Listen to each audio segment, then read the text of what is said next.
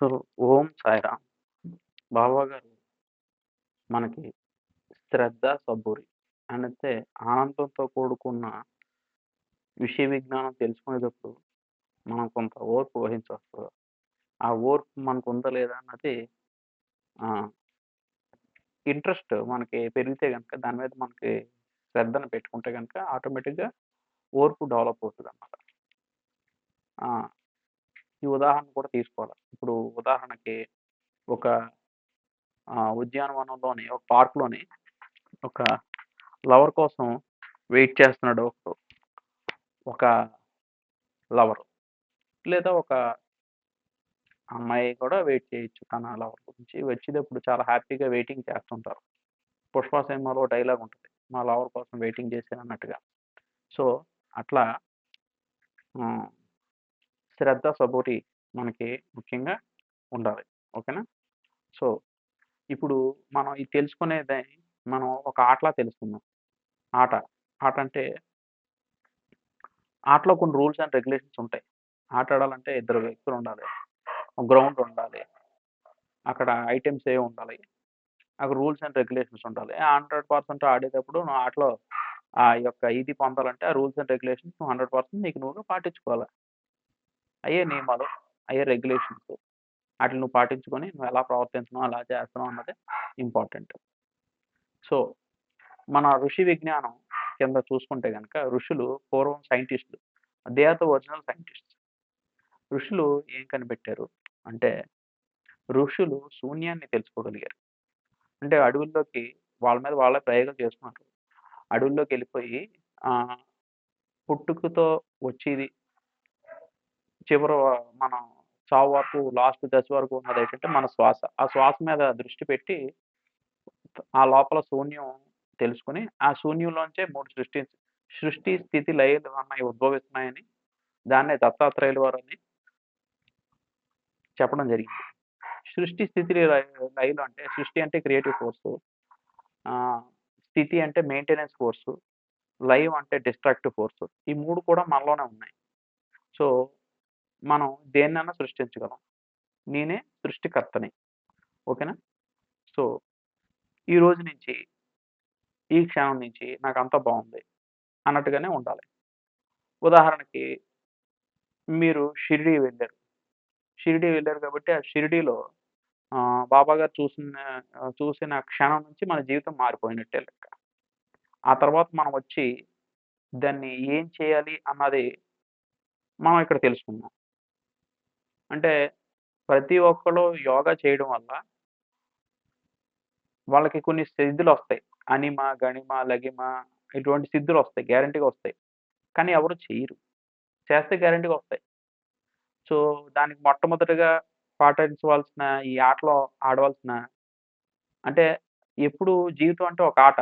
జీవితమే ఒక ఆట, సాహసమే బాట, నాలో ఊపిరి ఉన్నన్నాళ్ళు ఉండవు మీకు కన్నీళ్ళు.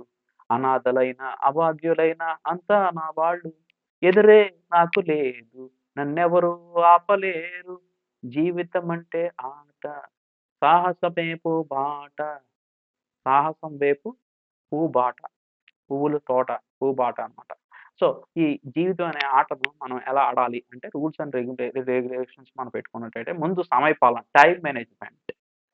అన్నిట్లికన్నా ఇంపార్టెంట్ ఏంటంటే టైమ్ మేనేజ్‌మెంట్. సో, మనం ఋషుల సాంప్రదాయాన్ని మనం అవలంబించాలి అంటే ఇప్పుడు ఉన్న మన ఈ, ఈ గందరగోళం అనొచ్చు సింపుల్‌గా చెప్పాలంటే.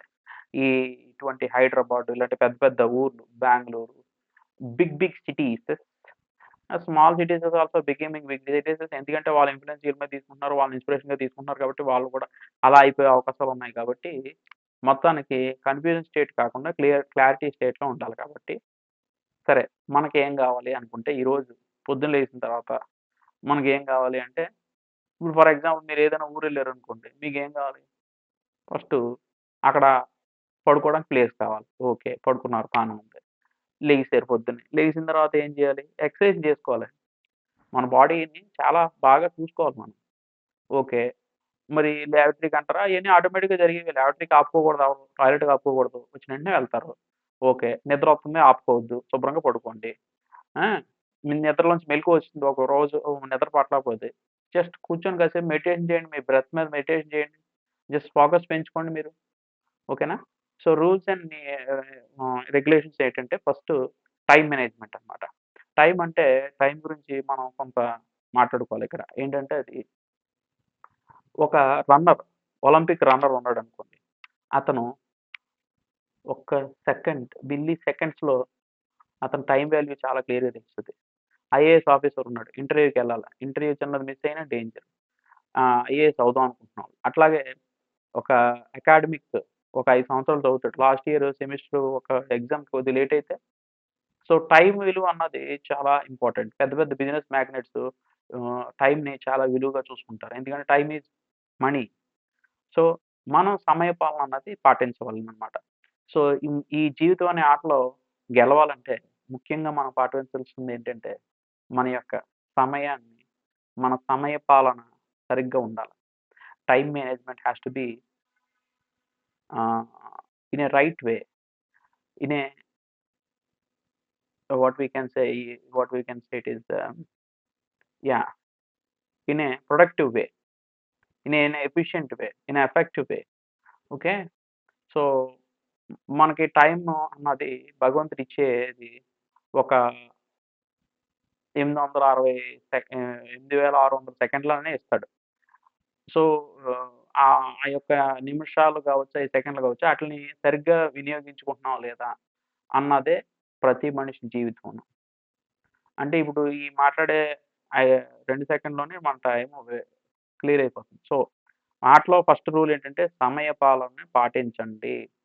సో, జీవితం అనే ఆటలో మీరు గెలవాలనుకుంటే ఫస్ట్ మీరు ఆ రూల్స్ బ్రేక్ చేయకుండా, సమయ పాలన బ్రేక్ చేయకుండా సమయాన్ని వినియోగించుకోవాలి. మీకున్న సమయాన్ని ఖాళీ సమయాల్లో మీరు ఏదన్నా పెండింగ్స్ వర్క్స్ ఉంటే క్లియర్ చేసుకోవాలి గానీ, సెల్ చూసుకుంటాను, మొబైల్ చూసుకుంటాను అంటే మాత్రం జీవితం ముందుకెళ్ళదు. సో, మీ పెండింగ్ వర్క్స్ ఏమున్నాయన్నది రాసుకోండి. అవి ఆ రీల్స్ తర్వాత ఇంకోటి చూడకుండా మీ పెండింగ్ వర్క్స్ క్లియర్ చేసుకోవడానికి ప్రయత్నం చేయండి.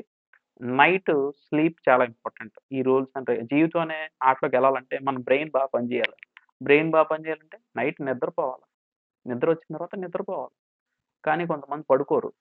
సెల్ చూస్తూనే ఉంటారు. ఆ బ్లూ లైట్ సంథింగ్ ఆ లైట్ అలా ఫోకస్‌గా మన మీద పడడం వల్ల నిద్ర రాదు.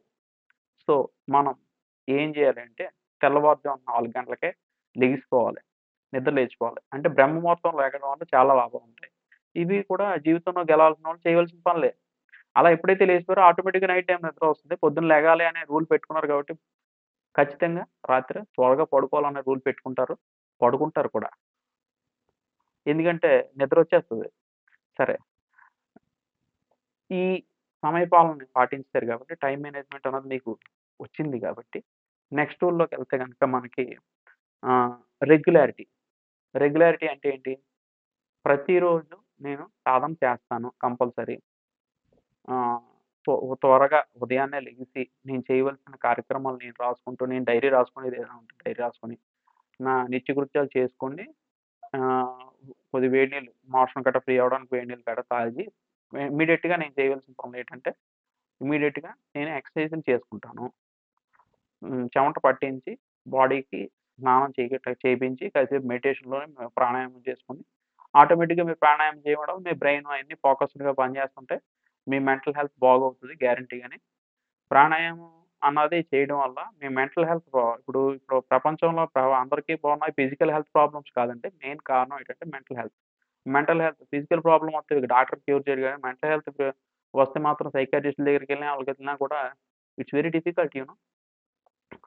Prevention is better than cure అంటారు కాబట్టి, మెంటల్ హెల్త్‌ని బాగు చేసుకుంటే ఆటోమేటిక్ ఫిజికల్ హెల్త్ కూడా సెట్ అవుతది. అది ప్రూవెన్ ఫ్యాక్ట్. మీరు యోగాలోకొస్తే మాకు జీవితం అంతా కూడా మీకు సెట్ అవుతది. సరే యోగా అంటే ఏంటి? యోగా అంటే ఏంటో తెలుసుకునే ముందు అసల ఈ జీవితం అనే ఆటలో మనం గెలవాలంటే ఇంకా కొన్ని రూల్స్ అండ్ రెగ్యులేషన్స్ ఉన్నాయి. అవేంటో చూద్దాం. అవేంటంటే దీన్ని నెక్స్ట్ పార్ట్‌లో మీరు చూస్తే బెటరు. ఆల్రెడీ వీడియో కంటెంట్ ఎక్కువైనట్టుంది. ఓకేనా?